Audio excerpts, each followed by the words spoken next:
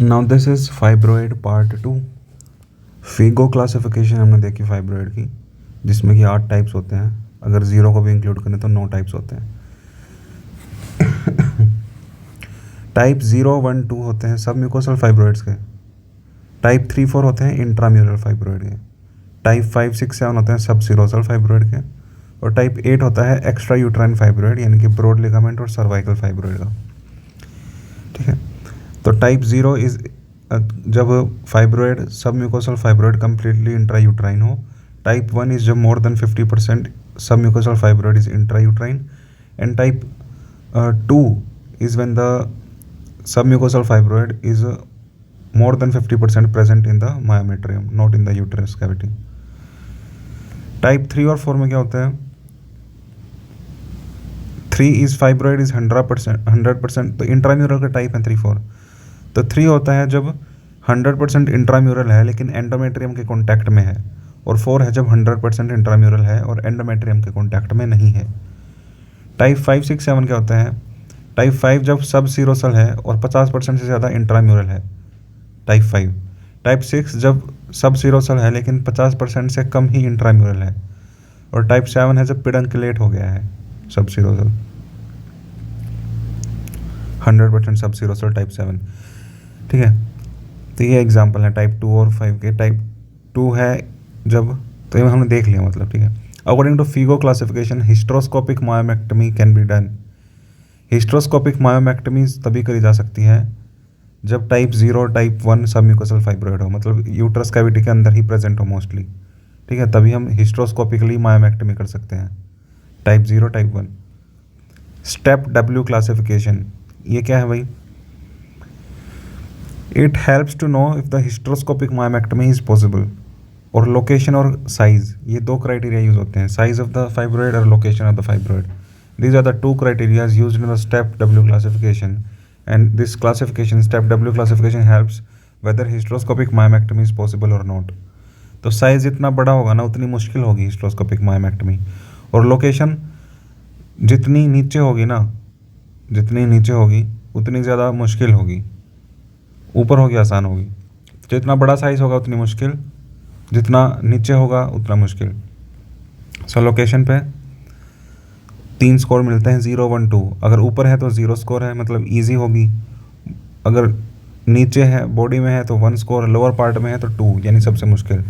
Higher the score, lesser are the chances of removal through hysteroscopic myomectomy. This means that a fibroid which is located in the upper part of the uterus can easily be removed using hysteroscopic myomectomy. दूसरा criteria है size of the fibroid. अगर 2 centimetre से कम है तो easily remove हो जाएगा, 0 score. 2 से 5 centimetre है तो 1 स्कोर। 5 सेंटीमीटर से ज़्यादा साइज़ है तो स्कोर ऑफ 2, यानी जितना बड़ा होगा उतना मुश्किल होगा निकालना हिस्ट्रोस्कोपिक मायोमेक्टमी से। This classification also includes other 3 criteria, step W classification. अगर टोटल स्कोर 4 है, ये तो हमने इंडिविजुअली साइज और लोकेशन का देख लिया, दोनों का जोड़ के अगर टोटल स्कोर 4 आ रहा है तो हिस्ट्रोस्कोपिक मायोमेक्टमी पॉसिबल है। लेकिन अगर स्कोर 4 से 6 के बीच में आ रहा है तो फिर पहले हम GnRH एडमिनिस्टर करेंगे जिससे कि फाइब्रॉइड का साइज़ कम हो जाए, उसके बाद कर सकते हैं हिस्ट्रोस्कोपिक मायोमेक्टमी। लेकिन अगर total combined score is more than 6 तो हिस्ट्रोस्कोपिक मायोमेक्टमी पॉसिबल नहीं है। इन्वेस्टिगेशंस क्या करते हैं फाइब्रॉइड के केस में? इन्वेस्टिगेशन ऑफ चॉइस रहता है अल्ट्रासोनोग्राफी। फाइंडिंग क्या दिखती है अल्ट्रासाउंड पे? Intramural fibroid is seen in the ultrasound. It is a well defined because of pseudo capsule होने के कारण वेल डिफाइंड रहता है, वेल डिफाइंड मास रहता है मायोमेट्रियम के अंदर। इंट्राम्यूरल फाइब्रॉइड सेंट्रली लोकेटेड होता है, होमोजेनस अपीयरेंस में, appearance is similar to that of myometrium. Myometrium जैसी अपीयरेंस दिखती है फाइब्रॉइड की भी अल्ट्रासाउंड पे। सब म्यूकोसल फाइब्रॉइड है तो बेटर इन्वेस्टिगेशन, अल्ट्रासाउंड से बेटर इन्वेस्टिगेशन रहेगा सलाइन इन्फ्यूजन अल्ट्रासाउंड, क्योंकि सब mucosal fibroid is present in the uterine cavity, तो सलाइन इन्फ्यूज करेंगे। उसके बाद देखते हैं फीचर्स दैट डिफरेंशिएट अ सब mucosal fibroid from a polyp. Polyp से कैसे डिफरेंशिएट करेंगे, क्योंकि पॉलिप भी यूट्राइन कैविटी में ही होता है, सब म्यूकोसल फाइब्रॉइड भी यूट्राइन कैविटी में होता है। अल्ट्रासाउंड को डिफरेंशिएट कैसे करेंगे? एक तो सब म्यूकोसल फाइब्रॉइड का जो बेस होगा ना वो ब्रॉड होगा और पॉलिप का बेस विल बी नैरो। और दूसरा डिफरेंस होगा कि फाइब्रॉइड की वेस्कुलैरिटी विल बी पेरिफेरल, जबकि पॉलिप में वेसल जो होगी वो सेंट्रली लोकेटेड होगी, जिसको फीडर वेसल बोलते हैं। पॉलिप में सेंट्रली लोकेटेड होता है, फीडर वेसल साइन दिखता है अल्ट्रासाउंड पे पॉलिप के केस में। Some mucosal fibroid has a broad base while the polyp has a narrow base. For better clarification a Doppler ultrasound for the vascularity can be done. Fibroid के case में it is covered by pseudo capsule and the blood vessel supplying are also in the pseudo capsule. Polyp के case में has a single vessel coming up till its centre, this is called as a feeder vessel sign in polyp in ultrasound. In this ultrasound sub serosal fibroid is arising from the uterus funds, तो uterus के funds से arise होके कोई uterus के funds से कोई arise हो रहा है और वो पेरिटोनियम की तरफ जा रहा है, तो this is a subserosal fibroid. Blood vessels can be seen around the periphery of the fibroid, these blood vessels are arising from the uterus and passing to the subcutaneous fibroid. तो मतलब ये fibroid ऐसा होता है जो uterus से arise होके बावल की तरफ जाता है, ठीक है, और ब्लड वेसल्स भी यूट्रस से अराइज होती हैं और वो सराउंड करती हैं इस फाइब्रॉइड को और बावल की तरफ जाती हैं। और ये ब्रिजिंग वेसल जो होती हैं यूट्रस से बावल की तरफ, इस साइन को बोलते हैं अल्ट्रासाउंड पे bridging vessel sign, and it helps to differentiate between a mass arising from the uterus from a mass arising from the bowel. ये डिफरेंशिएट करने में यूजफुल होती हैं क्योंकि the blood vessels are arising from the uterus and passing to the subcutaneous fibroid. Feeder vessel sign हमने देखा कि polyp में होता है, this is seen in polyp, it has a very narrow base of attachment. हिस्ट्रोस्कोपिकली imaging करेंगे fibroid की तो हमें ऐसा फाइब्रॉइड दिखेगा, ये ओस्टियल ओपनिंग्स है, वाइट पेल कलर दिखेगा हिस्ट्रोस्कोपी पे, ब्रॉड बेस दिखेगा, surface vessels will be visible. Manage कैसे करेंगे फाइब्रॉइड को? A patient with fibroid can come for treatment for one of the following symptoms. Bleeding, heavy bleeding होगी, इस सिम्टम के साथ आता है मोस्टली फाइब्रॉइड का पेशेंट, ब्लीडिंग की कंप्लेन के साथ, हैवी ब्लीडिंग, मेनोरेगिया। बल्क सिम्टम्स में भी प्रेजेंट, यानी pressure symptoms, abdominal protrusion due to the bulk, बड़ा है वो फाइब्रॉइड उसके कारण बल्क सिम्टम आ रहे हैं, एब्डोमिनल प्रोट्रूजन, ब्लैडर या bowel dysfunction and early satiety. Reproductive dysfunction can be there, infertility due to the submucosal fibroid क्योंकि इम्प्लांटेशन नहीं हो पा रही, या फिर recurrent pregnancy loss is there. Pain can be there, pain पर बहुत अनकॉमन होता है, ठीक है, पेन का रीज़न हो सकता है तो डिस्मेनोरिया, पेनफुल मेंस्ट्रुएशन, या फिर नॉन मेंस्ट्रुअल पेन के भी कॉजेज हो सकते हैं फाइब्रॉइड में। एक तो dysmenorrhoea can be the cause for pain in fibroid, दूसरे कॉजेज हो सकती हैं तो इन्फेक्शन हो गया है फाइब्रॉइड में, या फिर प्रेग्नेंट फीमेल है उसके वजह से रेड डीजनरेशन हो रही है फाइब्रॉइड में, रेड डीजनरेशन इन फाइब्रॉइड इन प्रेग्नेंट फीमेल्स, उसके कारण पेन हो सकता है, या फिर fibroid has undergone malignant transformation, उसके कारण पेन हो रहा है, या फिर जो है वो सब सीरोसल फाइब्रॉइड है जो कि पेडेंटिलेटेड है और उसके टॉर्जन की वजह से पेन हो रहा है, लेकिन ये बहुत रेयर होता है, ठीक है। प्री ट्रीटमेंट से पहले इवैल्यूएट क्या करेंगे? इन्वेस्टिगेशन करेंगे, अल्ट्रासाउंड, सबम्यूकोसल फाइब्रॉइड है तो saline infusion sonography can be done, ठीक है, सबम्यूकोसल फाइब्रॉइड के केस में हम सलाइन इन्फ्यूजन सोनोग्राफी करते हैं। अल्ट्रासाउंड भी ट्रांस एब्डोमिनली कर सकते हैं और ट्रांस वेजाइनली कर सकते हैं। ट्रांस एब्डोमिनल स्कैन में if the fibroid is palpable पर एब्डोमिनली, पाल्पेबल अगर पर एब्डोमिनली पाल्पेबल फाइब्रॉइड है तो हम ट्रांस एब्डोमिनल स्कैन करते हैं, and it can get additional information about other organs as well, अगर ट्रांस एब्डोमिनली कर रहे हैं तो, जैसे असाइटिस की प्रेजेंस को भी डिटेक्ट कर सकता है ट्रांस एब्डोमिनल स्कैन। लेकिन ट्रांस वेजाइनल स्कैन जो है, अगर फाइब्रॉइड जो है वो पाल्पेबल नहीं है पर एब्डोमिनली, तो हम TVS करते हैं। TVS is used for fibroid mapping in order to know the location, size and number of the fibroid. TVS से हम फाइब्रॉइड मैपिंग कर सकते हैं, यानी फाइब्रॉइड कहाँ पे है, कितना बड़ा है और कितने हैं फाइब्रॉइड, वो पता लगा सकते हैं। Pressure symptoms, if the fibroid is located, अगर फाइब्रॉइड एंटीरियरली लोकेटेड है ना तो ये ब्लैडर को इरिटेट करता है और यूरिनरी फ्रीक्वेंसी को बढ़ाता है। अगर फाइब्रॉइड पोस्टीरियरली लोकेटेड है तो ये यूरेथ्रा को ब्लॉक करता है और बावल को ब्लॉक करता है, जिसके कारण यूरिनरी रिटेंशन और कॉन्स्टिपेशन होती है। अगर फाइब्रॉइड लेटरली लोकेटेड है तो ये यूरेटर को प्रेस कर सकता है, जिसके कारण हाइड्रो यूरेटर या फिर हाइड्रोनेफ्रोसिस हो सकता है, ठीक है, और इस हाइड्रोनेफ्रोसिस को, हाइड्रो यूरेटर को हम TAS पे देख सकते हैं, ट्रांस एब्डोमिनल स्कैन पे देख सकते हैं। So based on the location there can be pressure symptoms in different organs, anteriorly है तो urinary bladder, increase urinary frequency, posteriorly है तो कॉन्स्टिपेशन, यूरिनरी रिटेंशन, लेटरली है तो हाइड्रोनेफ्रोसिस या हाइड्रोयूरेटर। अब एक सिंड्रोम होता है स्यूडो मीग सिंड्रोम, एक तो मीग सिंड्रोम होता है, एक स्यूडो मीग सिंड्रोम भी होता है। क्या होता है स्यूडो मीग सिंड्रोम? जब कोई फाइब्रॉइड या फिर ovarian tumour except fibroma, thecoma, Brenner's tumour या फिर ग्रैनुलोसा सेल ट्यूमर, इन ट्यूमर्स के अलावा कोई ओवेरियन ट्यूमर है या फिर फाइब्रॉइड है, फाइब्रॉइड और ovarian tumour other than fibroma, thecoma, Brenner's tumour और granulosa cell tumour, these tumors, these ovarian tumor and this fibroid, except these, are associated with right-sided pleural effusion or ascites. तो अगर कोई fibroid है या ovarian tumour है accept these, तो वो अगर राइट साइडेड प्लूरल इफ्यूजन कर रहे हैं या एसाइटिस कर रहे हैं तो उसको हम स्यूडोमीग सिंड्रोम बोलते हैं। अब जो ये ट्यूमर्स थे fibroma, thecoma, Brenner's tumour, granulosa cell tumour, अगर ये करवा रहे हैं ना राइट साइडेड प्लूरल इफ्यूजन और एसाइटिस, तो उसको मीग सिंड्रोम बोलते हैं, ना कि स्यूडोमीग। स्यूडोमीग तभी बोलते हैं जब इनके अलावा कोई ओवेरियन ट्यूमर हो या फिर फाइब्रॉयड हो जो कि राइट साइडेड प्लूरल इफ्यूजन करवा रहा हो और एसाइटिस करवा रहा हो। ठीक है, फिर क्या और क्या क्या इवेल्युएट करेंगे हम ट्रीटमेंट से पहले? अनीमिया देखेंगे, ठीक है, और अनीमिया को करेक्ट करेंगे सर्जरी से पहले। ठीक है, मायोमेक्टमी या हिस्टेरेक्टमी करने से पहले हम अनीमिया को करेक्ट करेंगे, क्योंकि मायोमेक्टमी और hysterectomy can lead to increased blood loss, क्योंकि फाइब्रॉयड जो है ना वो एक हाइपर ईस्ट्रोजेनिक कंडीशन है और ईस्ट्रोजन की ज़्यादा होने के कारण ज़्यादा वेस्कुलैरिटी भी हो जाती है यूट्रस में, तो फाइब्रॉयड के आसपास बहुत ज़्यादा वेस्कुलैरिटी बढ़ी हुई हो सकती है, जिसके कारण ब्लीडिंग के कारण और ज़्यादा अनीमिया वर्सन हो सकता है। तो हम पहले अनीमिया को करेक्ट करेंगे सर्जरी से पहले। पहले आयरन टैबलेट्स देंगे, अगर वो काम नहीं करेंगी तो GnRH के 7 आयरन टैबलेट्स देंगे। ठीक है, 3 से 6 साइकिल्स तक हम GnRH देंगे। GnRH से क्या हो जाएगा? LH-FSH की कमी, ईस्ट्रोजन की कमी, जिसके कारण वेस्कुलैरिटी या ब्लीडिंग कम होगी, ब्लीडिंग को रोकेंगे, जिसके कारण अनीमिया कैन बी कंट्रोल। उसके साथ में आयरन टैबलेट्स देंगे। और किस चीज़ को इवैल्यूएट करेंगे ट्रीटमेंट से पहले? हम इनफर्टिलिटी को इवैल्यूएट करेंगे to rule out other causes of infertility. दूसरे पार्टनर के सीमन एनालिसिस को भी हम सीमन को भी हम एनालाइज करेंगे। ठीक है, और क्या इवैल्यूएट करेंगे? एंडोमेट्रियल कार्सिनोमा तो नहीं है, क्योंकि फाइब्रॉयड जो है वो एक हाइपर ईस्ट्रोजेनिक कंडीशन है और ये एंडोमेट्रियल कैंसर करवा सकता है। फाइब्रॉयड जो है वो आगे जाके एंडोमेट्रियल कैंसर भी हो सकती है, क्योंकि हाइपर ईस्ट्रोजेनिक कंडीशन है और हाइपर ईस्ट्रोजन के कारण एंडोमेट्रियल कैंसर भी हो सकती है। तो हम एंडोमेट्रियल कैंसर को रूल आउट करेंगे सर्जरी से पहले। ठीक है, by taking an endometrial biopsy. ये चीज़ें हैं ट्रीटमेंट से पहले हम क्या क्या इवैल्यूएट करेंगे। फिर हम ट्रीटमेंट करेंगे। For treatment purpose patients can be divided into 2 categories. 2 categories में डिवाइड कर सकते हैं ट्रीटमेंट के लिए। Patient who do not desire to get pregnant, main symptom is heavy menstrual bleeding. तो मान लो कोई पेशेंट जो है वो प्रेग्नेंट नहीं होना चाह रहा, infertility is not the reason why we are treating हर।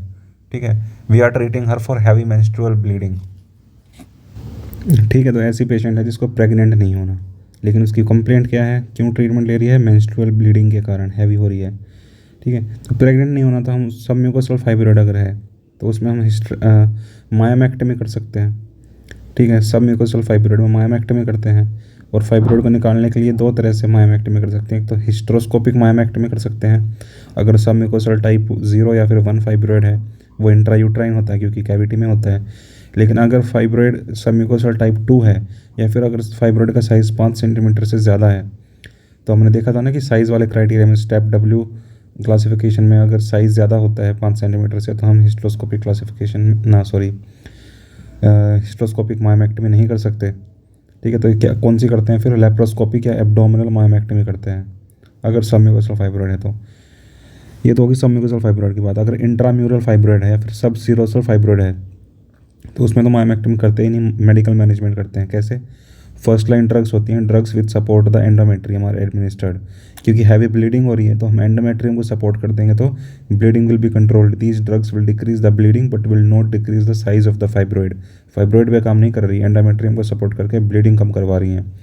जैसे कि ओरल कॉन्ट्रासेप्टिव पिल्स होगी, ईस्ट्रोजन प्लस प्रोजेस्टेरोन। अब ईस्ट्रोजन क्यों दे रहे हैं? ऑलरेडी हाइपर ईस्ट्रोजेनिक स्टेट है।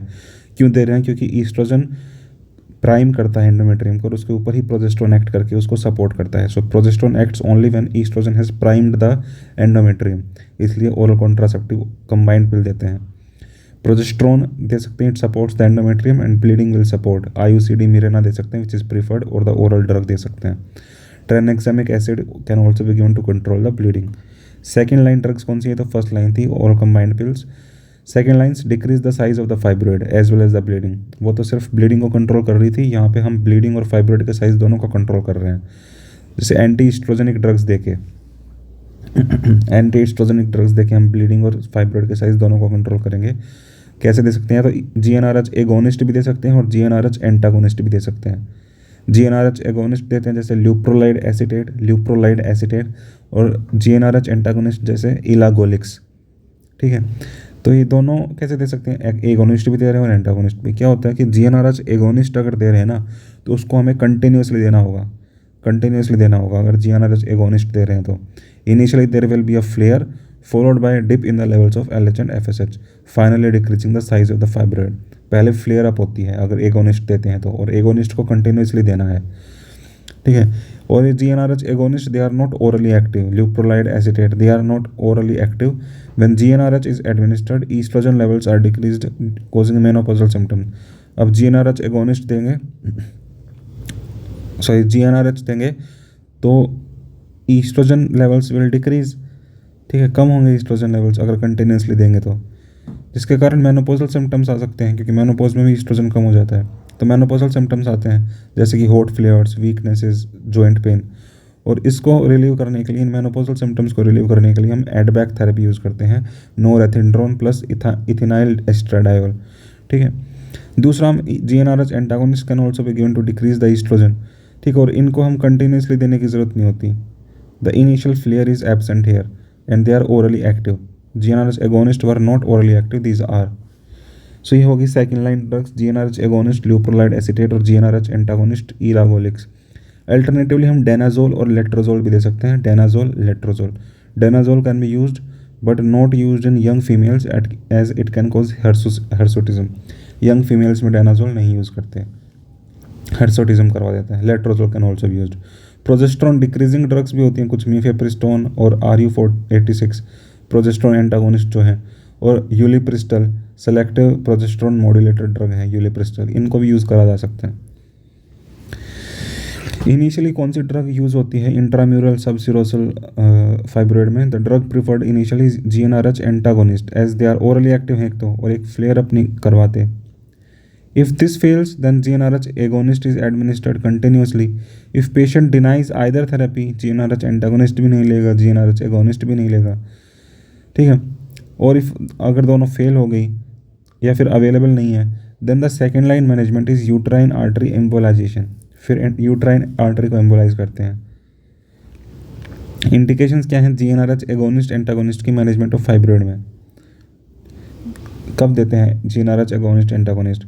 In heavy menstrual bleeding, intramural submucosal fibroid if the first line measures fail हो गई, फिर भी heavy menstrual bleeding हो रही है, oral combined pills दे के देख ली, सर्जरी कर ली, फिर भी हो रही है, तो फिर हम GnRH agonist antagonist देते हैं। In patients with complaints of pressure symptoms as first line drug as it decreases the size of fibroid। अगर pressure symptoms हैं पेशेंट में तो क्योंकि GnRH एगोनिस्ट एंटागोनिस्ट जब हम फाइब्रॉइड के साइज़ को डिक्रीज़ करते हैं तो प्रेशर सिम्टम्स रिलीव करने के लिए हम GnRH एगोनिस्ट एंटागोनिस्ट दे सकते हैं। In patient with fibroid and anaemia वो doesn't respond to iron supplements, iron supplements से पेशेंट रिस्पॉन्ड नहीं कर रहा, उसका अनीमिया ठीक नहीं हो रहा, तो ब्लीडिंग को कम करने के लिए हम GnRH एगोनिस्ट एंटागोनिस्ट दे सकते हैं। 3 से 6 महीने का कोर्स दे सकते हैं। In such cases a course of GnRH plus iron is beneficial before surgery, surgery करने से पहले, क्योंकि सर्जरी में बहुत ज़्यादा ब्लड लॉस होगा जिससे अनीमिया वर्सन हो सकता है। तो ब्लीडिंग को कम करने के लिए 3 से 6 महीने तक हम GnRH एगोनिस्ट एंटागोनिस्ट देते हैं, which will decrease the LH FSH causing amenorrhoea, bleeding stops for 3 to 6 months, जिससे अनीमिया जो कंट्रोल हो सके। एज ए ट्रांजिशनल थेरेपी दे सकते हैं। अगर मान लो पेरीमेनोपॉजल फीमेल है जो कि मेनोपॉज की तरफ जा रही है तो ट्रांजिशनल थेरेपी के रूप में हम GnRH एगोनिस्ट एंटागोनिस्ट दे सकते हैं। अगर वो फेल हो गई या फिर अवेलेबल नहीं है या फिर कुछ भी हो गया तो यूट्राइन आर्टरी एम्बोलाइजेशन करते हैं। फिर it is preferred second line management in situations where oral GnRH antagonist is not available या फिर इट फेल्स, ठीक है। तो प्रिंसिपल क्या होता है, यूट्रस जो कि सप्लाई होती है यूट्राइन आर्टरी के द्वारा, यूट्राइन आर्टरी जो कि ब्रांच है anterior division of internal iliac artery, so anterior division of internal iliac artery gives uterine artery which supplies the uterus. तो इसको हम एम्बोलाइज करते हैं by decreasing the blood supply to the uterus. The blood supply to the fibroid also decreases subsequently, as a result of which the size of the fibroid decreases and the symptoms are relieved, ठीक है। Procedure कैसे करते हैं? It is done via femoral artery, femoral artery के through जाते हैं और contralateral uterine artery को एम्बोलाइज करते हैं using what embolising substance, polyvinyl alcohol. So polyvinyl alcohol, so femoral artery के थ्रू जाते हैं और कॉन्ट्रालेटरल यूट्राइन आर्टरी को एम्बोलाइज करते हैं यूजिंग पॉलीविनाइल अल्कोहल, ठीक है, जिससे कि ये नेक्रोसिस होता है इसमें। Ipsilateral artery is not ligated, ipsilateral artery नहीं करते क्योंकि किंक हो सकता है कि अगर यहाँ से ऐसे मोड़ेंगे कैथेटर को तो कैथेटर में किंकिंग हो सकती है, kinking of the catheter resulting in failed embolisation, तो कॉन्ट्रालेटरल के लिए यूज़ करते हैं। Ideal candidate for uterine artery embolization should have all the following characteristics: having heavy menstrual bleeding or dysmenorrhea caused by intramural fibroid. Intramural fibroid है जिसके कारण heavy menstrual bleeding या dysmenorrhoea हो रहा है, इंट्राम्यूरल होना चाहिए वो। प्री मेनोपॉजल है वुमन, मेनोपॉज के बाद नहीं यूज़ करेंगे, ठीक है, क्योंकि वहाँ पे फिर मैलिग्नेंसी के चांसेस होते हैं, तो फिर हम मैलिग्नेंसी में हम नहीं करते यूट्राइन एम्बोलाइजेशन, आर्टरी एम्बोलाइजेशन। तो प्री मेनोपॉजल होनी चाहिए, मेनोपॉज नहीं आना हुआ चाहिए। नो डिज़ायर, अगर फ्यूचर फर्टिलिटी की कोई डिज़ायर नहीं है, क्योंकि यहाँ पे फिर हम यूट्रस की ब्लड सप्लाई कट कर रहे हैं, तो आगे फर्टिलिटी के कोई चांसेस नहीं होंगे। तो ये तीनों कैरेक्टरिस्टिक्स फुलफिल होनी चाहिए, तभी हम यूट्राइन आर्टरी एम्बोलाइजेशन करते हैं। कौन कौन सी? एक तो हैवी मेंस्ट्रुअल ब्लीडिंग हो रही है, डिस्मेनोरिया हो रहा है इंट्राम्यूरल फाइब्रोइड में, प्री मेनोपॉजल है वुमन, मेनोपॉज नहीं आया है, और future fertility is not desired. It is also used as a treatment option for adenomyosis and is very beneficial in patients with adenomyosis and fibroid together. अगर fibroid के साथ adenomyosis भी है ना, तो हम यूट्राइन आर्टरी एम्बोलाइजेशन का use कर सकते हैं, which is very beneficial. Absolute contraindications क्या है यूट्राइन आर्टरी एम्बोलाइजेशन की? प्रेगनेंसी, ऑब्वियसली प्रेगनेंसी में ब्लड सप्लाई थोड़ी ना कट कर देंगे, या फिर अगर फ्यूचर प्रेगनेंसी डिजायर्ड है तो भी नहीं कट करेंगे। अगर सिम्प्टोमेटिक फाइब्रोइड है तो भी हम यूट्राइन आर्टरी एम्बोलाइजेशन यूज़ नहीं करते सिम्प्टोमेटिक फाइब्रोइड में। मैलिग्नेंसी में बिल्कुल नहीं करते, इसलिए प्री मेनोपॉजल में ही करते हैं, पोस्ट मेनोपॉज नहीं करते, ठीक है। Post menopausal is a relative contraindication, क्योंकि वहाँ पे मैलिग्नेंसी का चांस ज़्यादा होता है। PID पेल्विक इन्फ्लेमेटरी डिजीज़ है, इन्फ्लेमेटरी डिजीज़ में भी हम कट नहीं करेंगे आर्टरी सप्लाई को। Relative contraindication for uterine artery embolisation R post menopausal female. क्यों? दो रीजंस हैं। एक तो मेनोपॉज के बाद फाइब्रॉइड खुद ही उसका साइज़ कम हो जाएगा ईस्ट्रोजन की कमी के कारण, तो हम क्यों करें आर्टरी एम्बोलाइजेशन। दूसरा, मेनोपॉज के बाद लियोमा या सार्कोमा के चांसेस भी ज़्यादा होते हैं, तो हम नहीं करते एम्बोलाइजेशन, ठीक है। और क्या रिलेटिव कॉन्ट्राइंडिकेशन है? पिडंकुलेटेड सब म्यूकोसल या फिर सब सिरोसल फाइब्रॉइड है with narrow stalk. Narrow stalk है तो उसमें नेक्रोसिस होने के कारण डिटैच हो सकता है वो फाइब्रॉइड, अगर हमने आर्टरी का एम्बोलाइजेशन कर दिया। देयर स्टोक्स में get narrow necrosed and such fibroids में गेट डिटैच्ड। साइड इफेक्ट्स क्या हैं आर्टरी एम्बोलाइजेशन के? Most common post procedural pelvic pain due to necrosis. अब नेक्रोसिस हो रहा है फाइब्रॉइड का, नेक्रोसिस के कारण पेन हो सकता है, तो post procedural pelvic pain can be there. Second most common side effect is vaginal discharge. Uterine artery embolisation में वेजाइनल डिस्चार्ज भी हो सकता है। अब ये थी second line management uterine artery embolisation when medical management failed, surgical management failed. अब third line management of heavy menstrual bleeding in intramural और सब सिरोसल फाइब्रॉइड। थर्ड लाइन में आती है ultrasound surgery, focused ultrasound surgery, high intensity focused ultrasound surgery HIFU, या फिर magnetic resonance focused ultrasound surgery MRG first, ठीक है। दूसरा क्या यूज़ कर सकते हैं? Endometrial ablation can be done, ठीक है, but it is not of much use except if the fibroid with heavy menstrual bleeding with associated bleeding disorder, ठीक है। एंडोमेट्रियल एब्लेशन वैसे तो कोई यूज़ नहीं होता इसका, लेकिन अगर पेशेंट में इंट्राम्यूरल फाइब्रॉइड के साथ साथ हैवी मेंस्ट्रुअल ब्लीडिंग के साथ साथ एक ब्लीडिंग डिसऑर्डर है जिसके कारण हैवी ब्लीडिंग हो रही है, तो फिर हम endometrial ablation can B useful, वरना यूज़फुल नहीं होता। हिस्ट्रेक्टमी कर सकते हैं, it is third line management, याद रखना है। Hysterectomy is third line management. Uterus को तभी निकालते हैं जब मेडिकल मैनेजमेंट फेल हो जाए, जब मायोमेक्टमी हिस्ट्रोस्कोपिक मायोमेक्टमी फेल हो जाए, ठीक है। लेप्रोस्कोपिक मायोमेक्टमी, एब्डोमिनल मायोमेक्टमी और मेडिकल मैनेजमेंट ये सब फेल हो जाए, ठीक है। उसके बाद सेकंड लाइन मैनेजमेंट जो होती है यानी यूट्राइन एम्बोलाइजेशन वो भी फेल हो जाए, उसके बाद हम hysterectomy, endometrial ablation, focused ultrasound surgery ये सब करते हैं। हिस्ट्रेक्टमी दो तरह की होती है, वेजाइनल हो सकती है और एब्डोमिनल हो सकती है। वेजाइनल हिस्ट्रेक्टमी कौन सी करते हैं फाइब्रॉइड के केस में? हिस्ट्रेक्टमी, वेजाइनल हिस्ट्रेक्टमी जो है ना दो तरह की होती है, एक तो नॉन डिसेंट वेजाइनल हिस्ट्रेक्टमी होती है, एक डिसेंट वेजाइनल हिस्ट्रेक्टमी होते हैं। तो फाइब्रॉइड के केस में हम नॉन डिसेंट वेजाइनल हिस्ट्रेक्टमी करते हैं।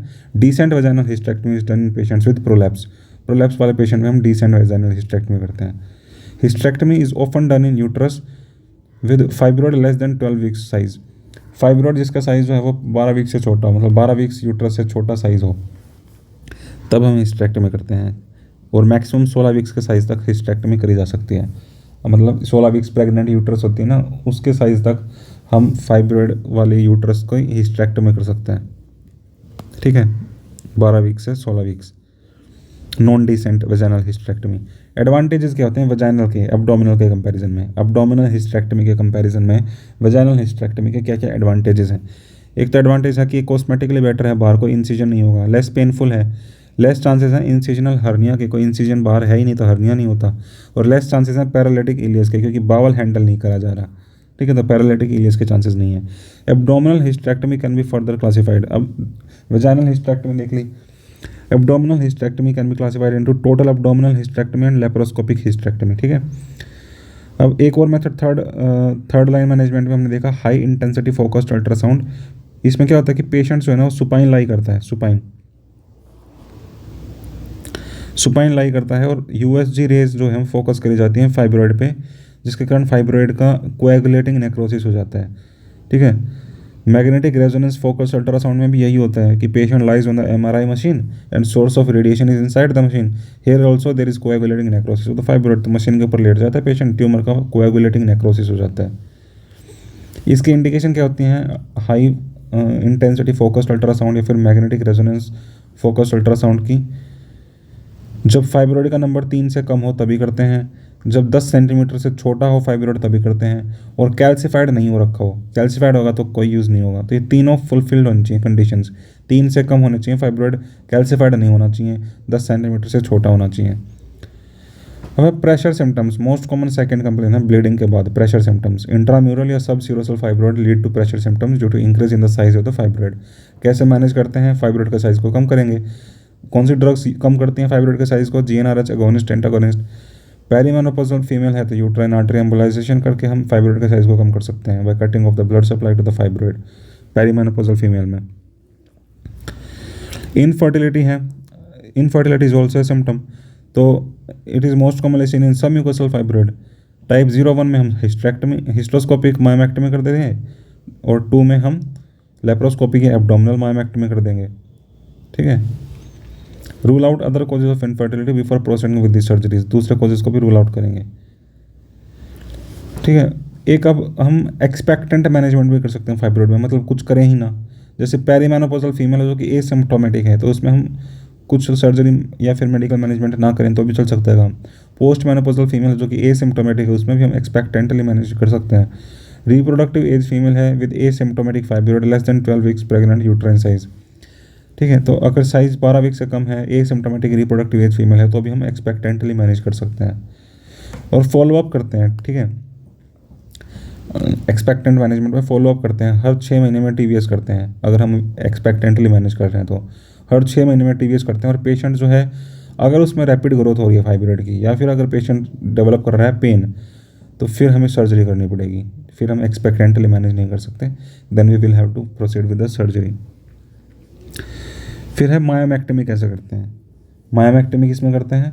सब म्यूकोसल फाइब्रॉइड है टाइप 0-1, तो उसमें हम हिस्ट्रोस्कोपिक मायोमेक्टमी करते हैं। और अगर टाइप 2 फाइब्रॉइड है सब म्यूकोसल, तो उसमें हम लेप्रोस्कोपिक मायोमेक्टमी करते हैं।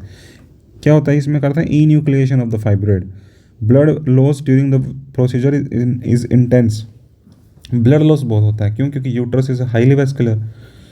Steps taken to decrease blood loss during myomectomy, कम ब्लड लॉस हो मायोमेक्टमी के दौरान, उसके लिए क्या करते हैं? प्री ऑपरेटिवली तो हम जीएनआरएच एनालॉग्स देते हैं plus iron to increase haemoglobin levels. Intra operatively हम क्या करते हैं? ब्लड रेडी रखते हैं, मान लो ट्रांसफ्यूजन की ज़रूरत पड़ जाए। हाइपोटेंसिव एनेस्थीसिया देते हैं इंट्रा ऑपरेटिवली, हाइपोटेंशन मेंटेन रखते हैं। हाइपर टेंशन अगर हो गया तो ब्लीडिंग ज़्यादा होगी, हाइपोटेंसिव एनेस्थीसिया देते हैं। वैसोप्रेसिव ड्रग्स देते हैं, इंजेक्ट करते हैं कैप्सूल में फाइब्रॉइड के, जिससे ब्लीडिंग कम हो। बोनीज मायोमा क्लैम्प या फिर tourniquet at the level of uterine artery, तो सर्जरी करते वक्त, मायोमेक्टमी सर्जरी करते वक्त यूट्राइन आर्टरी के लेवल पे हम एक टोर्निकेट या क्लैम्प का यूज़ करते हैं, जिसका नाम होता है बोनीज मायोमा क्लैम्प और बोनीज मायोमा टोनिकेट, ठीक है। Vascular clamp at the infundibulopelvic ligament, ठीक है। एक वैस्कुलर क्लैम्प भी यूज़ करते हैं कहाँ पे? इनफंडिबुलो पेल्विक लिगामेंट पे, इनफंडिबुलो पेल्विक लिगामेंट पे। क्यों? क्योंकि इस लिगामेंट में ओवेरियन वेसल्स हैं जो कि सप्लाई कर रही हैं इस लिगामेंट को, तो उन वेसल्स को भी हम क्लैम्प कर देते हैं ताकि ब्लीडिंग ना हो। तो Bonney's myoma clamp tourniquet at the level of the uterine artery and vascular clamp at the level of the infundibulopelvic ligament which is supplied by the ovarian vessels, ठीक है। तो ये है बोनीज मायोमा स्क्रू जो कि fibroid को hold करने के लिए यूज़ होता है, और ये है बोनीज मायोमा क्लैम्प जो कि हीमोस्टेसिस मेंटेन करने के लिए यूज़ होता है। यूट्राइन आर्टरी की। कॉम्प्लिकेशंस क्या होती हैं मायोमेक्टमी सर्जरी की? एक तो हेमरेज ऑब्वियसली बहुत ज़्यादा, ब्लीडिंग होती है, दूसरा एडिशंस बन सकते हैं। It is more if the incision is made on the posterior surface of the uterus. अगर यूट्रस के पोस्टीरियर सर्फेस पे इंसिजन्स बनाए जा रहे हैं तो उसमें फिर एडिशंस बन सकते हैं। परसिस्टेंट मायोमास कैन बी देयर, मायोमास रह सकते हैं सर्जरी के बाद भी, मायोमेक्टमी के बाद भी। The ideal time to conceive after myomectomy is 6 months, but she may conceive before between 3 to 6 months conceive कर सकती है। Following myomectomy, symptomatic relief occurs in 80% of the patients, but subsequent surgeries are needed in 10 to 25% of the patients. Important instruments are Boney's myoma screw, which is used to hold the fibroid during myomectomy, and Boney's myoma clamp, which is used to decrease the blood loss during myomectomy by clamping the uterine artery. Absolute contraindications, कुछ managements की। Myomectomy की absolute contraindication है, malignancy में myomectomy नहीं करते, current pelvic infection है तो नहीं करते, और प्रेगनेंसी चल रही है तो नहीं करते। और यही contraindications magnetic resonance, focused ultrasound की भी हैं यही, और यूटराइन आर्टरी एम्बोलाइजेशन की भी यही कॉन्ट्राइंडिकेशंस हैं। अब पहले कॉलम में हम देख रहे हैं यूटराइन आर्टरी की कॉन्ट्राइंडिकेशंस, दूसरे कॉलम में देख रहे हैं magnetic resonance focused ultrasound surgery की कॉम्प्लिकेशंस, सॉरी कॉन्ट्राइंडिकेशंस, और तीसरे में हम देख रहे हैं मायोमेक्टमी। रिलेटिव कॉन्ट्राइंडिकेशन सही है, एब्सोल्यूट नहीं है। एब्सोल्यूट हमने देख ली 3 होती हैं, ठीक है। रिलेटिव में साइज ऑफ द यूट्रस, अगर 20 से 24 हफ्ते से ज़्यादा है ना यूट्रस का साइज फाइब्रॉइड के कारण, तो फिर हम यूट्राइन आर्टरी एम्बोलाइजेशन नहीं करते, और ना ही मैग्नेटिक रेजोनेंस वाला अल्ट्रासाउंड फोकस्ड नहीं करते, ठीक है। और प्रेगनेंसी में अगर डिज़ायर कर रही है वुमन, प्रेगनेंसी डिज़ायर कर रही है, तो फिर हम यूट्राइन यूएआई और एमआरजी फर्स्ट नहीं करते। मेनोपॉज में भी क्योंकि मैलिग्नेंसी का चांसेस ज़्यादा होता है और फाइब्रॉइड ऑलरेडी डिक्रीज हो जाता है साइज़ में, तो भी हम एमआरजी फर्स्ट और यूएई नहीं करते। पिडंकुलेटेड सब सीरोसल फाइब्रॉइड है, पिडंकुलेटेड है तो ताकि वो डिटैच ना हो जाए, इसलिए हम एमआरजी फर्स्ट और यूएई नहीं करते। यूएई में कोएगुलोपैथी है मान लो, तो फिर एम्बोलाइजेशन नहीं करते। रीनल इम्पेयरमेंट है तो एम्बोलाइजेशन नहीं करते। डिस्टॉर्टेड एनाटमी है, अगर प्रीवियस साल्पिंजोओफरेक्टमी के कारण, साल्पिंजेक्टमी के कारण, रेडिएशन के कारण अगर यूट्रस की स्ट्रक्चर जो है वो डिस्टॉर्ट हो गई है, एनाटमिकल स्ट्रक्चर डिस्टॉर्ट हो गई है, तो फिर हम यूएई एम्बोलाइजेशन वगैरह नहीं करेंगे, कोएगुलोपैथी में नहीं करेंगे, रीनल इम्पेयरमेंट में नहीं करेंगे। एमआरजी फर्स्ट जो है वो तब नहीं करते जब 10 सेंटीमीटर से, हमने देखा था कि 10 सेंटीमीटर से बड़ा हो, अगर 3 से ज़्यादा 4 से ज़्यादा अगर फाइब्रॉइड हो, और फाइब्रॉइड की डेप्थ जो है वो 12 सेंटीमीटर से ज़्यादा है, स्किन के अंदर 12 सेंटीमीटर से ज़्यादा डीप है, तो फिर वो ultrasound radiations will not work. या फिर अगर कैल्सिफाइड है फाइब्रॉइड तो भी नहीं करते। मायोमेक्टमी की रिलेटिव कॉन्ट्राइंडिकेशंस है कि हिस्टेरोस्कोपिक मायोमेक्टमी कर सकते हैं टाइप 0 और 1 फाइब्रॉइड में, ठीक है। और बेस्ट होगा जब साइज़ जो है वो 3 सेंटीमीटर से कम हो फाइब्रॉइड का। और लेप्रोस्कोपिक मायोमेक्टमी में साइज़ जो है वो 10 सेंटीमीटर से कम हो तब करते हैं, और नंबर ऑफ फाइब्रॉइड जब 3 से कम हो तो फिर हम मायोमेक्टमी करते हैं, ठीक है। यूट्राइन आर्टरी एम्बोलाइजेशन और magnetic resonance focused ultrasound sonography में प्रिफर्ड जो है वो एम्बोलाइजेशन है। क्यों?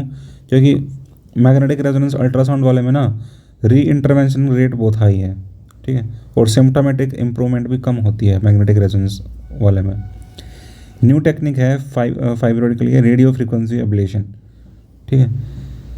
रेडियो फ्रिक्वेंसी एब्लेशन में क्या होता है कि सब म्यूकोसल टाइप 0-1 में यूज़ नहीं करते, ठीक है। उसमें हिस्टेरोस्कोपिक मायोमेक्टमी कर लेते हैं ऑब्वियसली। और अगर फ्यूचर प्रेगनेंसी डिज़ायर है ना, तो उसमें फिर ये कॉन्ट्राइंडिकेशन नहीं है। MRG first and uterine artery embolisation were contraindication है, future pregnancy is desired, but here it is not the case.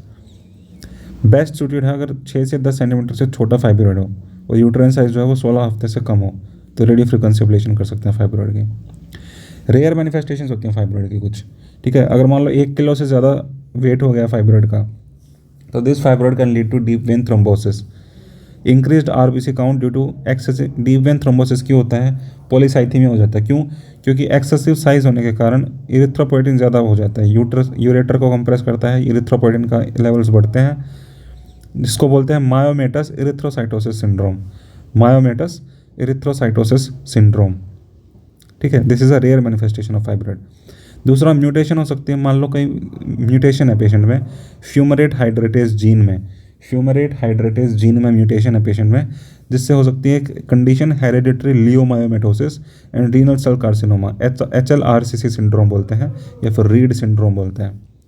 ठीक है, this is also rare manifestation. में क्या होता है कि पेशेंट ना सिर्फ यूट्रस में फाइब्रॉइड्स लियोमायोमास बना रहा है, बल्कि extra uterine smooth muscle tumours भी हैं पेशेंट में, जिसको लियोमायोमेटोसिस बोलते हैं। ठीक है, तो mutation in the fumarate hydratase gene leads to a condition called as hereditary leiomyomatosis and renal cell carcinoma syndrome, HLRCC syndrome या फिर रीड सिंड्रोम, जिसमें extra uterine smooth muscle tumours बनते हैं पेशेंट में।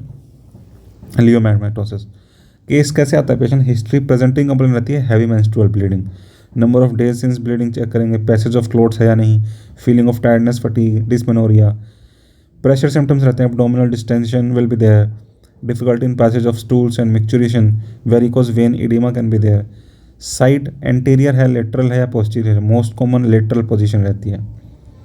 नेगेटिव हिस्ट्रीज पूछते हैं, post कोएटल bleeding होती है सर्वाइकल कैंसर में, ठीक है, पोस्ट कोएटल ब्लीडिंग, इंटरमेंस्ट्रुअल ब्लीडिंग होती है पॉलिप में, मेंस्ट्रुअल साइकिल्स के बीच में पॉलिप में, डिस्पेरोनिया रहता है एंडोमेट्रियोसिस में, ठीक है, ब्लीडिंग फ्रॉम अदर साइड्स भी पूछेंगे, एपिस्टेक्सिस तो नहीं है, गम ब्लीडिंग तो नहीं है, to rule out some bleeding pathology, ठीक है, bruises, history of anticoagulant drug intake, मान लो एंटीकोएगुलेंट ड्रग ली हो जिसके कारण ब्लीडिंग हो रही हो, हिस्ट्री ऑफ आईसीडी इंसर्शन के कारण भी हो सकती है bleeding, symptoms of thyroid disease तो नहीं है, abdominal distension, differentiate between fibroid and adenomyosis, abdominal distension की हिस्ट्री लेते हैं, क्यों? ठीक है, to differentiate between fibroid and adenomyosis. Abdominal distension हो सकती है ओवेरियन मैलिग्नेंसी के कारण भी, granulosa cell tumour can also lead to abdominal distension, ovarian malignancy, granulosa cell tumour can also lead to abdominal distension, adenomyosis can also lead to abdominal distension. Loss of appetite और weight loss पूछेंगे to rule out any malignancy, history of preceding amenorrhoea पूछेंगे कि मान लो pregnancy तो नहीं है, atypical uterine bleeding, or metropathia haemorrhagica तो नहीं है, तो प्रीसीडिंग एमेनोरिया पूछेंगे कि पहले एमेनोरिया तो नहीं था, तो वो किस में हो सकता है, या तो प्रेगनेंसी में या फिर AUBO में, यानी मेट्रोपैथिया हेमोरेजिका में। हिस्ट्री पूछेंगे परवेजानल डिस्चार्ज की या फीवर की, जो कि पेल्विक इन्फ्लेमेटरी डिजीज में हो सकता है। मेंस्ट्रुअल हिस्ट्री पूछते हैं, एज ऑफ मनार्के पूछते हैं, क्यों? क्योंकि अगर अर्ली मनार्के हुआ है पेशेंट में तो there are high chances of fibroid. The importance of age of menarche is that since fibroid is a hyper oestrogenic condition, they are more common in females with early menarche. Last menstrual period पूछते हैं, past और present cycle के लिए cycle की length पूछते हैं, ठीक है, डे ऑफ फ्लो पूछते हैं, number of pads used, passage of clots है या नहीं। ऑब्स्टेट्रिक हिस्ट्री में फाइब्रोइड नल्लीपेरस फीमेल्स में ज़्यादा होता है, तो पूछते हैं obstetric history, mentioning the patient has the desire to conceive in the future, पूछते हैं कि आगे कंसीव करने की डिज़ायर है नहीं, क्योंकि ट्रीटमेंट ऑप्शंस उसी के हिसाब से डिसाइड करेंगे, ठीक है। कॉन्ट्रासेप्टिव हिस्ट्री पूछते हैं, टेम्परेरी मेथड्स यूज़ करती है या ट्यूबेक्टमी वैसेक्टमी करवा रखी है। पास्ट हिस्ट्री पूछते हैं, क्रोनिक डिजीज तो नहीं है, diabetes, mellitus, hypertension, asthma, TB, thyroid disease. Bleeding disorder पूछते हैं जिसके कारण ब्लीडिंग हो रही हो। प्रीवियस सर्जरी पूछते हैं, कोई हो रखी है नहीं। प्रीवियस ब्लड ट्रांसफ्यूजन पूछते हैं for any blood disorder. Family history पूछते हैं क्योंकि इसकी फाइब्रॉइड की स्ट्रॉन्ग जेनेटिक एसोसिएशन रहती है, फर्स्ट डिग्री रिलेटिव्स में बहुत ज़्यादा पाया जाता है, इसलिए फैमिली हिस्ट्री पूछते हैं। एग्जामिनेशन करते हैं तो पाल्पेशन पे लोकेशन पता चलेगी, कंसिस्टेंसी पता चलेगी, ठीक है। कंसिस्टेंसी कैसी होगी? फॉर्म होगी विद इरेगुलर सरफेस बॉर्डर्स, ठीक है। बॉर्डर्स पता चलेंगे पाल्पेशन पे, we have to mention which borders can be felt. Mobility of the mass पता चलेगी पाल्पेशन पे, ट्रांसवर्स मोबिलिटी प्रेजेंट रहती है फाइब्रॉइड के केस में, ट्रांसवर्स मोबिलिटी। परकशन करते हैं तो परकशन पे डल साउंड करता है फाइब्रॉइड। ऑस्कल्टेशन करते हैं तो normal bowel sound can be heard. By manual examination में क्या होता है? अनलार्ज यूट्रस दिखती है फाइब्रॉइड के केस में, enlarge mobile uterus with irregular contour. Endometriosis के केस में भी अनलार्ज यूट्रस दिखती है और फिक्स्ड, लेकिन उसमें फिक्स्ड रहती है यूट्रस, मोबाइल नहीं होती। फिक्स्ड रेट्रोवर्टेड यूट्रस दिखती है एंडोमेट्रियोसिस में, ठीक है। लेकिन फाइब्रॉइड के केस में the uterus is enlarged and mobile, not fixed, not retroverted, it is retroverted fixed in endometriosis. DD क्या होता है बाई मैनुअल एग्जामिनेशन पे? एनलार्ज्ड मोबाइल यूट्रस का एडिनोमायोसिस। एडिनोमायोसिस में क्या होता है? The growth of endometrium inside the myometrium. Endometrium जो है ना वो मायोमेट्रियम के अंदर ग्रो करने लग जाता है, ठीक है, जिसके कारण सिमेट्रिकल अनलार्जमेंट होती है यूट्रस की। तो एडिनोमायोसिस में भी अनलार्ज्ड मोबाइल यूट्रस होती है, लेकिन वो अनलार्ज्ड होती है सिमेट्रिकली एडिनोमायोसिस में, लेकिन फाइब्रॉइड में एसिमेट्रिकली अनलार्जमेंट रहती है। So whereas in case of fibroid there is asymmetrical enlargement of the uterus. पर वजाइनली क्या हुआ मिलेगा, symmetrically enlarged globular uterus. Adenomyosis के केस में symmetrically enlarged globular uterus which is not more than 12 to 13 weeks uterus size. तो adenomyosis में symmetrical enlargement दिखती है। वजाइनल हिस्टेरेक्टमी के क्या क्या स्टेप्स होते हैं? This is a third line management of fibroid. Advantages of vaginal hysterectomy over abdominal hysterectomy are it takes less time, less anesthetic complications, no scar is there, so it is cosmetically better, no possibility of incisional hernia is there, less operative complications are there। ठीक है, ureter की injury या बावल की injury कम होती है vaginal hysterectomy। Post operative recovery quicker होती है, patient can be discharge earlier, pain is lesser. Bowel handling कम होती है जिसके कारण पैरालिटिक इलियस के चांसेस कम होते हैं। लेकिन डिसएडवांटेज क्या है, दूसरे ऑर्गन्स को एक्सप्लोर नहीं कर पा रहे, सिर्फ वजाना यूट्रस तक ही लिमिटेड है। इंडिकेशंस क्या है वजाना हिस्टेरेक्टमी की? जब फाइब्रॉइड्स में ऑब्वियसली फर्स्ट और सेकंड लाइन मैनेजमेंट फेल हो गई हो तब करते हैं, लेकिन कौन सी वजाना हिस्टेरेक्टमी करते हैं? Non descent type. ठीक है, और फाइब्रॉइड्स में नॉन डिसेंट वजाइनल हिस्टेरेक्टमी तभी करते हैं जब कोई एडिशंस नहीं है और साइज़ जो है वो 16 वीक से कम है यूट्रस का। 12 से 16 वीक्स तक ही करते हैं hysterectomy, vaginal hysterectomy in case of a fibroid. Mainly हम वजाइनल हिस्टेरेक्टमी प्रोलैप्स में करते हैं। और कौन सी वजाइनल हिस्टेरेक्टमी करते हैं प्रोलैप्स में? Decent vaginal hysterectomy. फाइब्रॉइड्स में तभी करते हैं जब कोई एडिशंस नहीं है और size is less than 16 weeks pregnant uterus size. Anatomy of the uterus. Uterus is held in position by number of ligaments starting from bottom. Bottom में यूट्रोसैक्रल और मैकन रोड्स लिगामेंट रहता है बॉटम में uterus के, uterosacral और Mackenrodt's ligament. So bottom में रहते हैं ligaments of the uterus, uterosacral और मैकन रोड्स लिगामेंट। फिर बीच में इंटरनल ओस के लेवल पे यूट्राइन आर्टरी रहती है और सबसे ऊपर रहते हैं कोर्नुआ के लेवल पे राउंड लिगामेंट, फेलोपियन ट्यूब और ovarian ligament, these 3 ligaments. Before the surgery patients bladder must be emptied using a foliage catheter या फिर मेटल कैथेटर। उसके हेल्प से हम पेशेंट के ब्लैडर को एम्प्टी करेंगे, सर्विक्स को एक्सपोज करेंगे, posterior wall of the vagina को रिट्रैक्ट करेंगे। फिर फर्स्ट स्टेप क्या होगा वजाइना हिस्टेरेक्टमी में? Hydro dissection. 1 ml adrenaline is mixed with 2 ml of normal saline and infiltrate over the cervix and vagina at an angle of 15 to 30 degrees। उसको बोलते हैं hydro dissection. 1 ml adrenaline में 2 ml normal saline मिला के 15 से 30 degree के angle पे cervix और वजाइना को इन्फिल्ट्रेट करते हैं। सेकंड स्टेप में इंसिजन देते हैं सर्वाइकल वजाइनल जंक्शन पे, जो कि एक्सटर्नल ओस से 1.5 सेंटीमीटर अंदर है। सर्वाइकल वजाइनल जंक्शन वहाँ पे इंसिजन दे दिया। फिर प्यूबो सर्वाइकल फाइबर्स जो हैं यूट्रस के, प्यूबो सर्वाइकल फाइबर्स, उनको कट किया शार्प सीजर की हेल्प से। ठीक है, जैसे ही वो शार्प सीजर्स की हेल्प से शार्प डिसेक्शन पूरा हो गया of the pubo cervical fibres, उसके बाद हम ब्लंट डिसेक्शन करते हैं। Blunt dissection using fingers to create space between cervix and bladder so that bladder does not get injured. Cervix और ब्लैडर के बीच में स्पेस क्रिएट करते हैं using blunt fingers. Blunt dissection space create करने की वजह से जो हम यूट्रस पे प्रोसीजर करेंगे उसकी वजह से ब्लैडर इंजर नहीं होगा। फिर हम लिगामेंट्स को क्लैम्प करना शुरू करेंगे। सेवरल टेक्निक्स हैं। एक टेक्निक है कि यूट्रोसैक्रल लिगामेंट के कॉम्प्लेक्स को एक साइड पे क्लैम्प कर देंगे, उसके बाद कट और लाइगेट कर देंगे यूजिंग वाइक्रिल 1 ओ सूचर। तो clamp cut ligate of the uterosacral ligament complex on the one side. फिर क्या करेंगे, पाउच ऑफ डगलस को पकड़ेंगे, ठीक है, उसको ओपन करते हैं ताकि स्पेस क्रिएट हो सके। पाउच ऑफ डगलस को पकड़ेंगे यूजिंग कोचर्स फॉरसेप्स और सीजर्स की हेल्प से उसको ओपन कर देंगे। पकड़ेंगे कोचर्स फॉरसेप्स से और सीजर से ओपन कर देंगे। फिर हम कॉन्ट्रालेटरल साइड जाएंगे और वहाँ पे भी यूट्रोसैक्रल लिगामेंट को क्लैम्प कट लाइगेट कर देंगे। फिर क्या करेंगे, यूट्राइन आर्टरी को लाइगेट करेंगे। नीचे वाले लिगामेंट्स लाइगेट हो गए तो यूट्राइन आर्टरी को लाइगेट करेंगे। लैंडमार्क क्या होगी यूट्राइन आर्टरी की? इंटरनल ओस। शार्प सीजर्स की हेल्प से यूट्राइन आर्टरी को कट करेंगे और लाइगेट कर देंगे। सेम प्रोसेस दूसरी साइड कर देंगे।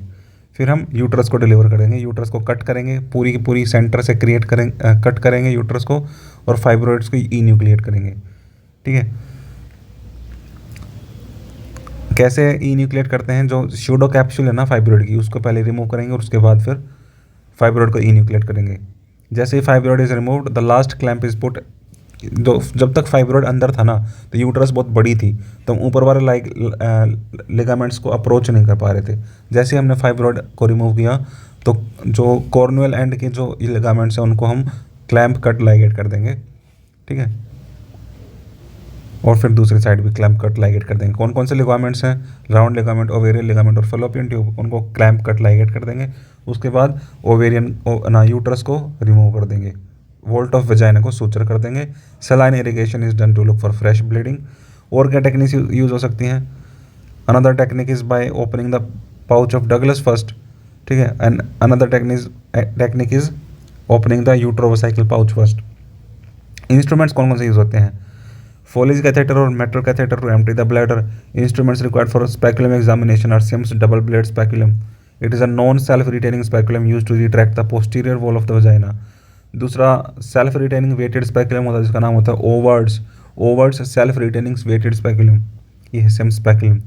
Anterior vaginal wall retractor use करेंगे, ऐसा दिखता है जो कि there is a loop on either end, one is facing upwards and other is facing downwards. It has transverse serrations that help fix on the rugosities of the vagina. It is used to retract the anterior wall of the vagina, ठीक है, anterior vaginal wall retractor।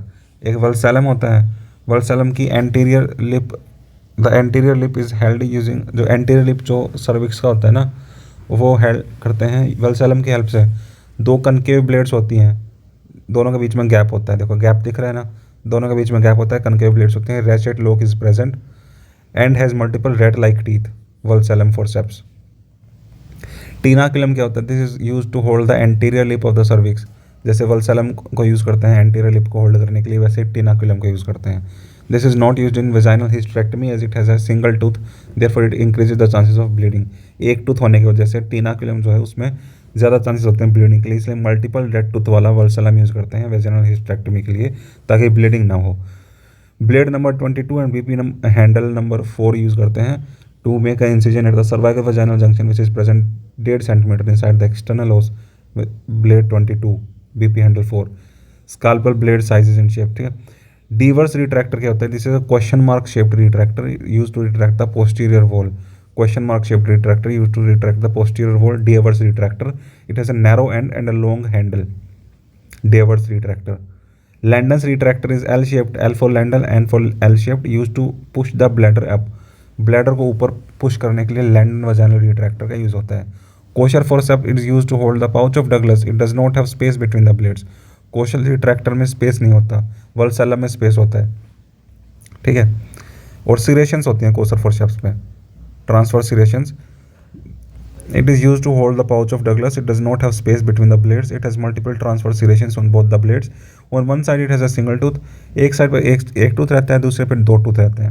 It has on one side it has a single tooth, on other side it has two teeth. It must be differentiated from Valsalem which has space between the blades. It does not have space between the blades. अब कुछ clamps use होते हैं, straight या curved clamps used to clamp the uterosacral and McEnroe's ligament complex pedicle। तो इन ligaments को clamp करने के लिए क्लैम्प्स यूज होते हैं, जैसे Doyen's intestinal occlusion clamp, Doyen's intestinal occlusion clamp, या फिर Payr's crushing clamp, Payr's crushing clamp, Doyen's intestinal occlusion clamp. Sutures use होते हैं, vicryl 10 suture material most commonly use for hysterectomies. Pedicles that are ligated, uterosacral pedicle, Mackenrodt's pedicle, uterine artery pedicle, cornual pedicle, ये pedicles होते हैं। Needle holder use होता है, the blades have a groove to hold the needle, इसकी blades में groove रहता है जिससे हम नीडल को होल्ड करते हैं, needle holder. Allis forceps, these are use to hold hard tissues, इसमें ऐसे सिरेशंस होती हैं, मतलब टूथ होते हैं, multiple tooth. Allis forceps. Ratchet lock होता है। Other surgical instruments, Doyen's retractor, ये डोयंस रिट्रैक्टर है, it is use to retract bladder in abdominal surgeries. Abdominal surgeries में ब्लैडर को रिट्रैक्ट करने के लिए डोयंस रिट्रैक्टर यूज होता है। डोयंस क्लैम्प भी होता है एक, डोयंस इंटेस्टिनल ओक्लूजन क्लैम्प, जो कि क्लैम्प करने के लिए यूज होता है पेडिकल्स को। Retractor is for bladder. Czerny's retractor is Z shaped, Czerny's retractor Z shaped, use to retract skin to view the rectus sheath. Abdominal hysterectomy में रेक्टस शीथ को देखने के लिए, स्किन को रिट्रैक्ट करने के लिए यूज होती है Czerny's retractor, Z shaped retractor. Theatre forceps होती हैं ऐसे beak shape, it has a peculiar curved beak shaped end, ठीक है। Doesn't have a ratchet lock, ratchet lock नहीं होता, it is use to hold instruments, ठीक है, take out instruments. Ovum forceps जो होती है ना, स्पून शेप्ड फोर्सेप्स, उसमें भी रेशेट लॉक नहीं होता। थिएटर फोर्सेप्स में भी रेशेट लॉक नहीं होता, ओवम फोर्सेप्स में भी रेशेट लॉक नहीं होता। अब इंस्ट्रूमेंट्स में डिफ्रेंशिएट कैसे करते हैं, यूट्राइन साउंड और ब्लैडर साउंड में क्या डिफरेंस होता है, इसमें कुछ नेगेटिव्स हैं, इसमें कुछ पॉजिटिव्स हैं। यूट्राइन साउंड में वेल डिफाइंड कर्व होता है, इसमें नहीं होता। इसमें ओलिव टिप होती है, इसमें नहीं होती। ये कैलिब्रेटेड होता है, ये नहीं होता। So it is well defined curve, no. Olive tip present, calibrated, no. Allis forcep और कोशर फॉरसेप में क्या डिफरेंस है, एलिस फॉरसेप में गैप रहता है ब्लेड्स के बीच में, कोशर फॉरसेप्स में नहीं होता। एलिस फॉरसेप में कोई सिरेशंस नहीं होती, इसमें ट्रांसफर सिरेशंस रहती हैं ब्लेड के ऊपर। इसमें मल्टीपल रेट लाइक टीथ होते हैं, इसमें एक टूथ होता है एक साइड और दो टीथ होते हैं दूसरी साइड। एलिस फॉरसेप और वल्सैलम में क्या डिफरेंस है, एलिस फॉरसेप में रेट लाइक टीथ होते हैं, इसमें भी रेट लाइक टीथ होते हैं। ये स्मॉल होता है साइज़ में, ये बड़ा होता है वल्सैलम। ब्लेड्स इसकी स्ट्रेट होती हैं, इसकी कनकेविटी होती है अपवर्ड, ठीक है। दोनों में ही गैप प्रेजेंट रहता है ब्लेड्स के बीच में। एब्डोमिनल हिस्टेक्टमी, ये था वेजाइनल हिस्टेक्टमी हमने देख लिया। अब देख रहे हैं abdominal hysterectomy. So although there is the principle of both vaginal and abdominal hysterectomy are the same, there is a difference in the sequence of clamping. Clamping के sequence में difference होता है। पहले किसको क्लैम्प करते हैं, कॉर्नुअल एंगल को clamp करते हैं, enclosing the round ligament ovarian ligament fallopian tube, ठीक है। यहाँ पे पहले ऊपर से शुरू करते हैं, मतलब सेकंड क्लैम्प करते हैं यूट्राइन आर्टरी को, which is eight the level of internal ओस। थर्ड क्लैम्प करते हैं यूट्रोसैक्रल और कार्डिनल लिगामेंट को, ठीक है। फोर्थ क्लैम्प करते हैं eight the angles of vagina, यानी उसके भी नीचे, यहाँ पे फोर्थ क्लैम्प भी यूज होता है। This is because uterine artery which gives a very important branch which is the descending cervical artery that supplies the cervix and vagina, cervico vaginal branch of the uterine artery. तो उसके लिए हम angles of the vagina पे fourth clamp लगाते हैं abdominal hysterectomy में। In order to prevent bleeding a clamp is placed at the angle of the vagina. Once the uterus is removed the vault is सूचर्ड, volt को suture कर देते हैं, लेकिन ऐसे फ्री नहीं छोड़ते उस वोल्ट को। To prevent vault prolapse, vault के प्रोलैप्स को रोकने के लिए यूट्रोसैक्रल लिगामेंट जिनको हमने क्लैम्प किया था दोनों साइड पे, they are sutured at the angles of the vault, vault के साथ में सूचर कर देते हैं, बांध देते हैं। इसको बोलते हैं यूट्रो सैक्रल सस्पेंशन या वोल्ट सस्पेंशन, ठीक है। तो इसमें ना यूट्रस के वोल्ट को सूचर करने के बाद ऐसे फ्री नहीं छोड़ते, उसको बांध देते हैं किसके साथ, यूट्रोसैक्रल लिगामेंट्स के साथ। So once the uterus is removed the vault is sutured to prevent vault prolapse, the uterosacral ligaments are sutured at the angles of the vault. This is called as uterosacral suspension और vault suspension. Steps of total abdominal hysterectomy. Abdominal hysterectomy कैसे करते हैं, a low transverse incision is made, transverse incision low, it is called as Fennel steel incision. All the layers including the skin, subcutaneous tissue and the rectus sheath and all the muscles are cut. After the rectus sheath is cut, the muscles are separated using hands. Once this is done, the peritoneum is cut and the uterus is delivered out.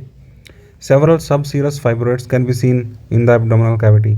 This is fibroid omentum is attached. To this fibroid omentum is attached because this is subserosal.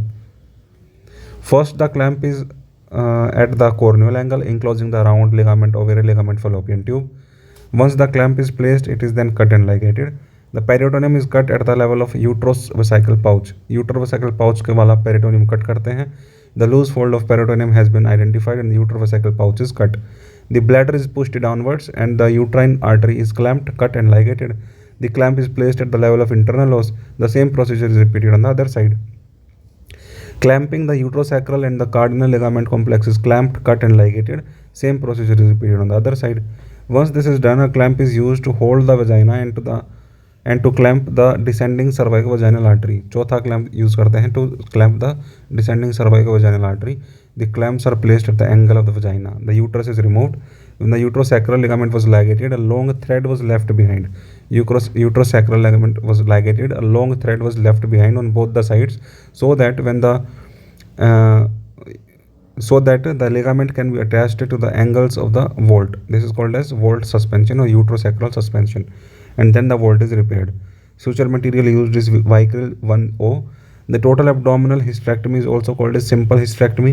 अब इस procedure को हमने जो किया उसको बोलते हैं total abdominal hysterectomy और simple hysterectomy या फिर टाइप 1 एक्स्ट्रा फेशियल हिस्टेरेक्टमी या type A hysterectomy. Total abdominal अब दूसरी प्रोसीजर होती है जिसमें हम साल्पिंगोओफरेक्टमी भी करते हैं साथ में, ठीक है। अगर total abdominal hysterectomy with bilateral salpingo-oophorectomy कर रहे हैं तो फर्स्ट क्लैम्प जो जाएगा ना वो इन्फंडिबुलोपेल्विक लिगामेंट के ऊपर जाएगा फर्स्ट क्लैम्प, अगर हम साल्पिंगोओफरेक्टमी भी साथ में कर रहे हैं। फिर है एक और प्रोसीजर वर्थीम्स हिस्टेरेक्टमी या type 2 hysterectomy, modified radical hysterectomy या टाइप बी हिस्टेरेक्टमी।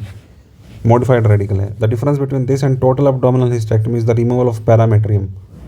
ठीक है, इसमें हम ना सिर्फ यूट्रस को रिमूव करते हैं बल्कि साथ में पैरामेट्रियम यानी कि जो लिगामेंट सराउंड कर रहे हैं यूट्रस को, उसको भी रिमूव करते हैं।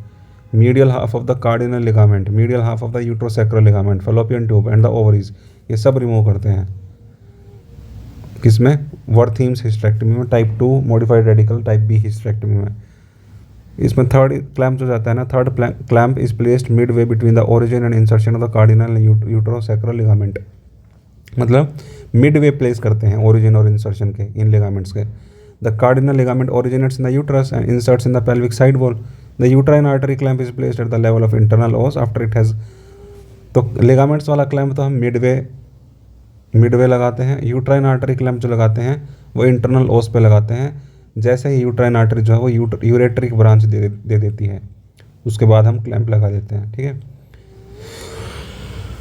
Maximum incidence of ureteric injury रहती है इसमें मॉडिफाइड रेडिकल हिस्टेक्टमी में। फिर है रेडिकल हिस्टेक्टमी या टाइप 3 हिस्टेक्टमी या टाइप सी हिस्टेक्टमी।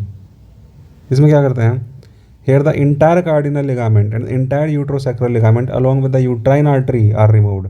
तो सब रिमूव कर दिया। The third clamp is placed at the level of their insertion।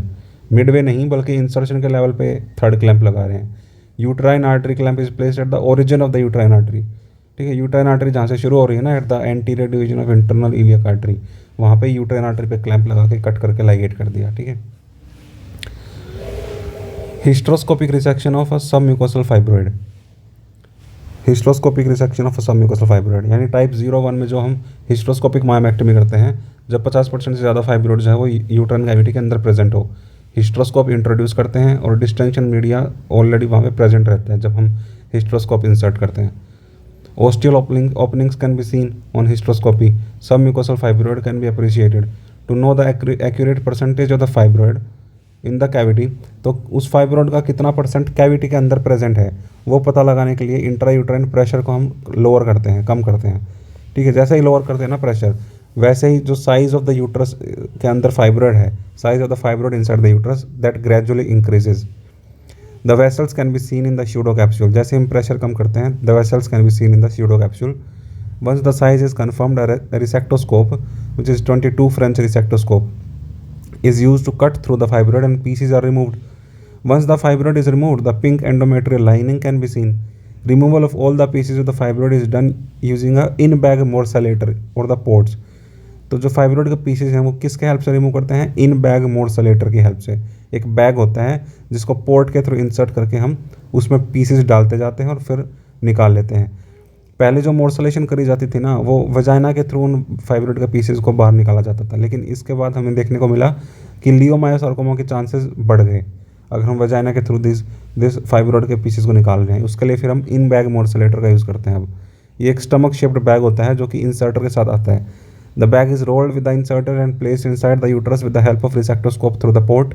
Once it is placed, the bag is unfolded. Each piece of the fibroid is put in the bag. The entire bag is removed through the port insertion, one end from one port and tail end through other port. And this is all about fibroid part 2. Congratulations. Bye bye. Tata.